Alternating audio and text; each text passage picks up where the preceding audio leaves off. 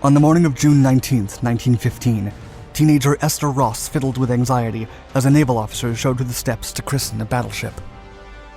It was the Prohibition era, and the man pointed at two bottles, one filled with wine and the other with water. He then turned to the prow of a gigantic ship covered with red fabric, a vessel soon to take her place as the mightiest battleship in the world.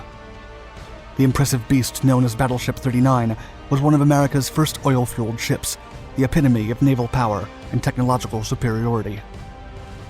However, this legendary vessel would never get to fire her guns in battle, and her modernity would ultimately be her demise.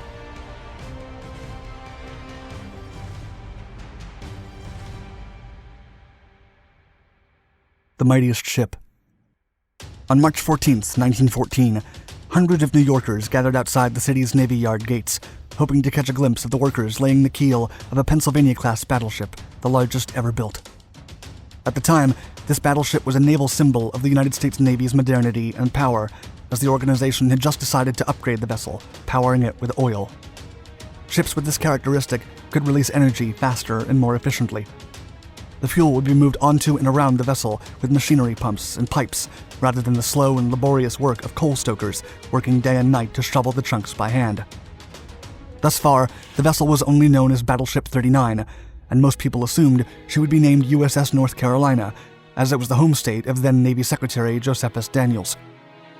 As noon approached, a nearby ship fired 17 rounds to signal the arrival of the officer who would preside over the official birth of the Navy's newest ship.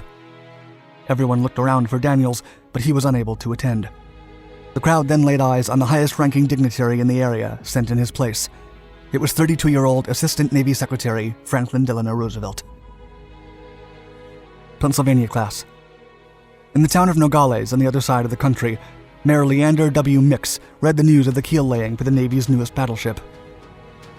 Although Mix had already read the rumors about her being named North Carolina, he saw no reason why the vessel couldn't be named after the newest state in the Union, his beloved 2-year-old Arizona. By then, the politician had made a name for himself and had a long list of well-established friends and allies, among other well-connected leaders in the country. He then started lobbying the Navy and Congress until he convinced them that Battleship 39 should be named USS Arizona.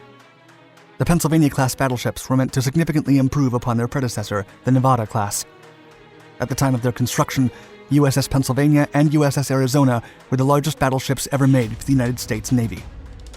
The ships were 608 feet long, with a beam of 97 feet at the waterline.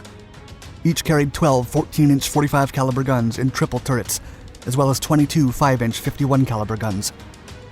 Despite USS Arizona's impressive armory, 12 water tube boilers and 4 shafts turned the warship into a slow, lumbering beast with a top speed of only 21 knots.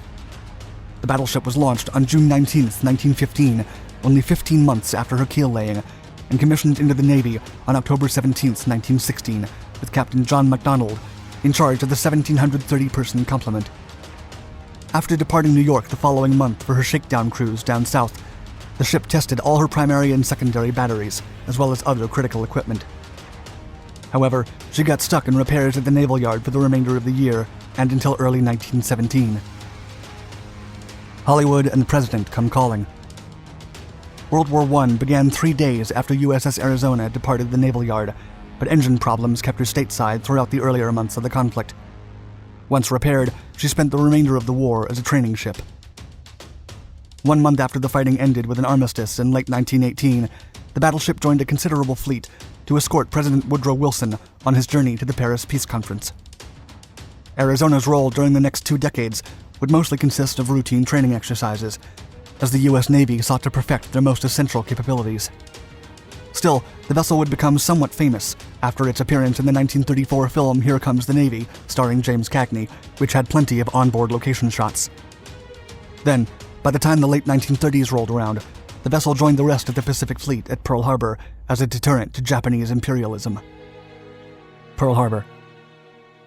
On December 6, 1941, USS Arizona was loaded with 1.5 million gallons of oil fuel in preparation for a mainland trip the following month. However, the next morning at 8:10 a.m., a Japanese bomber dropped a 1,700-pound payload onto the forward deck of the ship, igniting the oil preserves and causing a horrific explosion that lifted the 33,000-ton ship out of the water, ripped it in half, and took the lives of 1,177 sailors, including her last captain, Franklin von Valkenburg. According to Jay Blount, a spokesman for the Pearl Harbor National Memorial, quote, "It wasn't the bomb itself that created the giant explosion. It was her own ammunition, hundreds of thousands of pounds of ammunition, exploding all at the same time." Almost half of the casualties from the Pearl Harbor attack belonged to the USS Arizona crew. The ship burned for 2.5 days after the initial attack, reaching temperatures as high as 8,000 degrees Fahrenheit, 3 times as hot as lava. Most of her parts were unsalvageable. USS Arizona, the mighty battleship that never got to use her guns, settled at the bottom of Pearl Harbor, where it still lies to this day. On August 15, 1945, the day Imperial Japan surrendered, one of the salvage batteries from Arizona was fired in celebration for the first and only time. The unsung hero. On the morning of December 7th, Joe George, a boatswain's mate second class aboard maintenance ship USS Vestal, was finishing his breakfast when he spotted the first Japanese plane tearing across the sky and speeding towards their base. George ran below deck as fast as he could. Then, as the Japanese bombers dropped their loads on top of the vessels, a bomb exploded inside Arizona, igniting all the ammunition stores. After being knocked to the ground by the explosion, the sailors aboard Vestal immediately followed protocol and cut their vessel loose from the damaged warship. However, when a senior officer ordered George to cut the Vestal loose, the sailors spotted 6 men still on the warship. The men were injured and trapped on a tower, pleading for help as fire and debris spread on the deck beneath them. Completely disregarding his senior officer's orders, George threw a weighted heaving line towards Arizona. After the sailors on the other side secured it, they began to crawl over to the maintenance ship as the flames came closer and closer. Eventually, they all reached Vestal safely. Joe George was commended by his commanding officer following the vicious attack, but he didn't receive any medals. The failure to follow direct orders seemed to stand in the way. After surviving the war, George retired from the Navy in 1955, passing away in 1996. Then, a few years later, the son of one of the men George saved decided to take up the cause to lobby for a medal for the former boatswain. Several Pearl Harbor survivors also joined the chorus, and even George's daughter supported them at one point. As a child, she had had no idea about her father's deeds. Finally, on the 76th anniversary of the surprise attack on Pearl Harbor in December of 2017, Secretary of the Navy Richard V. Spencer awarded the Bronze Star Medal for Valor to Chief Boatswain's Mate Joseph L. George for his heroic performance aboard USS Vestal. The Tears of Arizona. Today, the wreck site of the legendary USS Arizona is under the control and management of the National Park Service. The project began in 1949 when the Pacific War Memorial Commission was formed to establish a permanent tribute for all the lost lives. 10 years later, President Dwight D. Eisenhower finally signed the legislation to create a national monument, and the commission began looking for funds. The money to build the memorial came from both the public sector and private donors, including $64,000 from a benefit concert in March of 1961 featuring Elvis Presley, who had recently finished his service with the U.S. Army.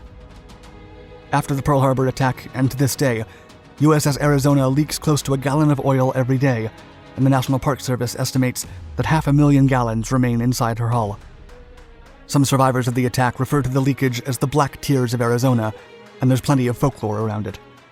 It is said that the ship will continue to cry until the last remaining survivor passes away.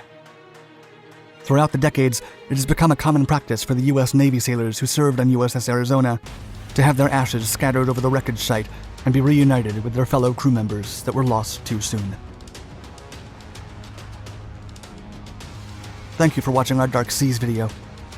If you enjoyed it, please give us a like and let us know your thoughts in the comments below. Also, don't forget to subscribe to all our Dark Documentaries channels for more fascinating historical anecdotes.